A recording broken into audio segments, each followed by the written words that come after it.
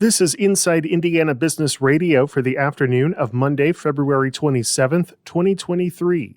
I'm Alex Brown. The U.S. is in need of more veterinarians, and that is expected to continue with an estimated shortage of 15,000 vets predicted by 2023.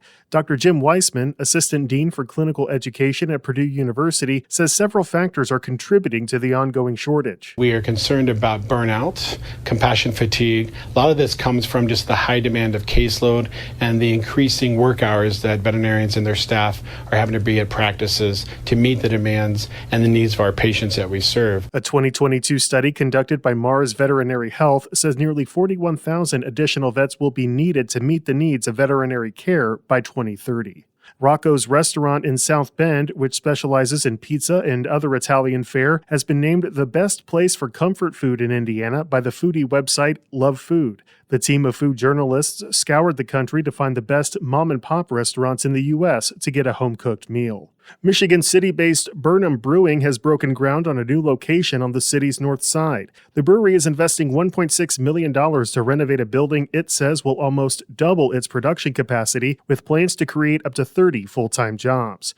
When renovations are complete, the building will feature an event center, taproom space, patio, and full-scratch kitchen. The new location will also allow the brewery to expand distribution. From the number one source for Indiana business news, this is Inside Indiana Business Radio. Has your company grown at a rapid pace over the last 2 years? Nominations are now being accepted for Fast 25, IBJ's exclusive list of fastest growing companies in central Indiana. Honorees will be spotlighted in a special publication in the IBJ and celebrated at an event on May 9th. Check out the changes to this year's criteria to see if your company qualifies. Learn more and submit your nomination by March 1st at ibj.com/nominations.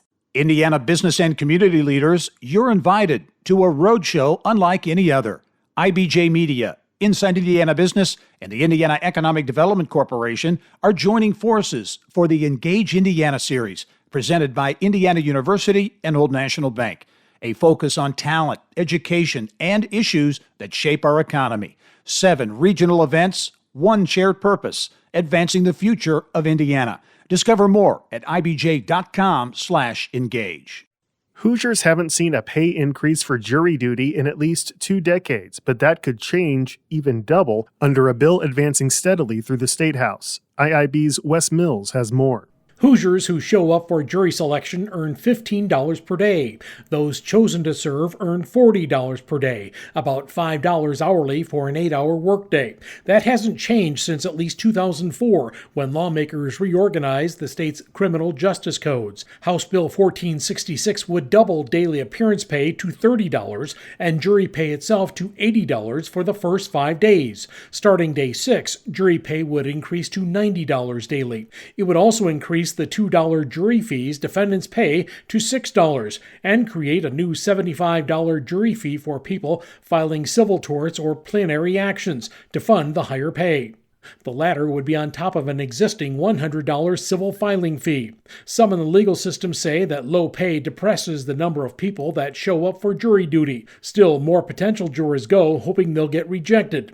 Indiana sits in the middle of the pack nationally for jury pay. The bill, authored by Republican Representative Michelle Davis of Greenwood, would put Indiana far ahead of the rest of the country. The bill flew through its original committee, and a financial one this month on unanimous votes. The House also passed it unanimously on February 14th. It's now in the Senate awaiting consideration. Wes Mills, Inside Indiana Business Radio. The Elkhart County Commissioners are partnering with South Bend-based ChoiceLight on the management of the county's 189-mile fiber network. The partners say the deal will accelerate the county's return on investment in the network. The commissioners passed a license and operation agreement with ChoiceLight last November, which allows the nonprofit to manage the day-to-day business and operations of the fiber network. The network runs from South Bend to Middlebury and from Elkhart to Goshen. With the partnership, ChoiceLight now manages more than 500 miles of fiber in the region. The founder of Indianapolis-based Keystone Group says he hopes the planned $1 billion 11-park mixed-use development will be a catalyst for job creation and create a boost for downtown Indy. Ursal Ozdemir recently unveiled new details about the project, which will include a 20,000-seat soccer stadium for the Indy 11 soccer team, as well as a 4,000-seat entertainment venue and and 5 10 to 20-story buildings for apartments, a hotel, and office space. A block away from Lucas Oil, Victory Field, the 6,000-seat state TCU center, the new headquarters for Elanco. So we've really found a site that is going to completely transform. Instead of saying 11 Park Transformation Neighborhood, now transformational riverfront. Ozdemir, who is also majority owner of the Indy 11, says the complex could help the city attract a Major League Soccer franchise, though the project is about much more than just soccer. The town of St. John is setting some rules for its new liquor licenses. Lakeshore Public Radio's Michael Gallenberger reports. The town council Wednesday approved an ordinance establishing 10 alcoholic beverage permits in the Riverfront District created last year along US 41. The idea is to let businesses get a liquor license for less money, while the town gets more control over what type of businesses move in. Councilmember Brian Blazak says the new permits are the culmination of 3 years of work. It is going to open up the avenue for upper scale restaurants to think about moving to St. John. We've already had some interest. To help spur development, the St. John Economic Development Committee agreed Wednesday to solicit proposals for a strategic plan for the area west of US 41.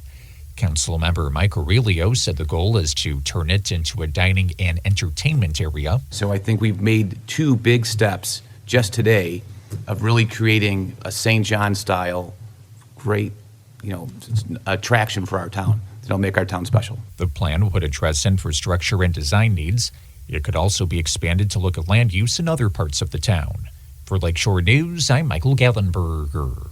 Former Indy News anchor Fanchon Stinger is this week's guest on the Business and Beyond podcast with Gary Dick, presented by PNC, a weekly conversation with high-profile Hoosiers in business, sports, and entertainment, and beyond. Available now from your favorite podcast provider. I'm Alex Brown for Inside Indiana Business Radio on Demand.